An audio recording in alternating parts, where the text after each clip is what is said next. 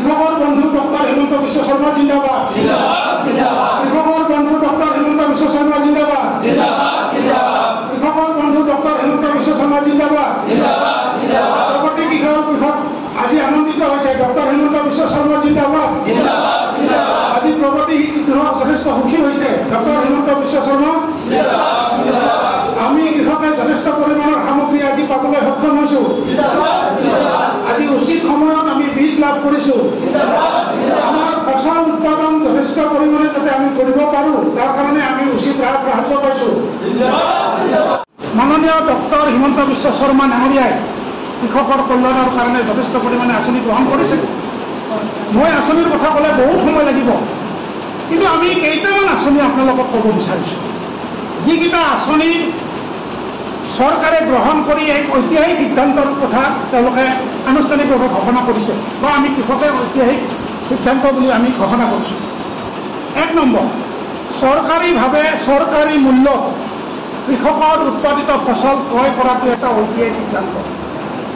আজি 2025 চনৰ বাজেটত তেওঁলোকে প্ৰস্তাৱনা আনিছে আৰু ইতিমধ্যে গৃহীত হৈছে যে ধান কিনাৰ ক্ষেত্ৰত প্ৰতিজন কৃষকক প্ৰতি কুইণ্টলত 250 টকা, একেদৰে সৰিয়হত 500 টকা ৰাজসাহায্য প্ৰদান কৰিব।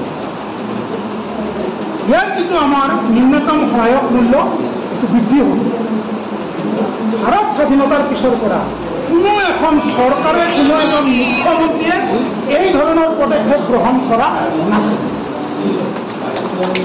দ্বিতীয়তে, আমাৰ যিবিলাক সুসংগঠিত কৃষক উৎপাদক সংস্থা আছে বা কোম্পানী আছে, তেওঁলোকে কৃষকক সুসংগঠিত কৰিছে যাতে চৰকাৰে গ্ৰহণ কৰা আঁচনিত যাতে কোনো ধৰণৰ দুৰ্নীতি নহয়। এই সংস্থাসমূহে মাত মাতি আহিছে। তেখেতসকলৰ কৃষি প্ৰণালী উন্নত কৰাৰ কাৰণে, যান্ত্ৰিকৰণ কৰাৰ কাৰণে, তেওঁলোকক সাহস দিয়াৰ কাৰণে 10 লাখকৈ 500 FPC বা কৃষক উৎপাদক সংস্থা বা আমাৰ কোম্পানীলৈ সাহায্য দিয়াৰ ঘোষণা কৰিছে। এইটো এটা ঐতিহাসিক সিদ্ধান্ত আমি প্ৰগতিশীল কৃষকসকলে বিবেচনা কৰিছোঁ। তৃতীয়তে, আজি চাহ ফেক্টৰীসমূহত সহায় হোৱাকৈ আমাৰ ক্ষুদ্ৰ চাহ খেতিয়ক, তেখেতসকল শ্ৰমজীৱী, তেখেতসকল ভূমিপুত্ৰ আৰু তেখেতসকল হৈছে আমাৰ সন্মানিত ব্যক্তি। 52% আয় চাহৰ পৰা আহে। এইসকল চাহ খেতিয়কক কেঁচা পাত বিক্ৰীৰ ক্ষেত্ৰত কৰ ৰেহাইৰ ব্যৱস্থা, একেদৰে যিটো কেঁচা পাত পৰীক্ষণৰ ব্যৱস্থা, আপোনালোকে জানে যে যোৰহাটত টকলাত খুব কমকৈ আছিলে, কম পৰিমাণে টেষ্টিং কৰিব পাৰে। ক'লে আমাৰ খেতি পথাৰত তেওঁলোকে দুগ্ধজাত সামগ্ৰী হওক, শাক পাচলি হওক প্ৰডাকশ্যন কৰে, ওচৰৰ বজাৰলৈ বিক্ৰী কৰিবলৈ যায়। আজি তেওঁলোকক পাচলি বিক্ৰীৰ ক্ষেত্ৰত কৰ যিটো দিব নালাগে, খাজনাৰ যিটো ৰেহাই দিছে, এইটো তেওঁলোকে যথেষ্ট সুখী হৈছে।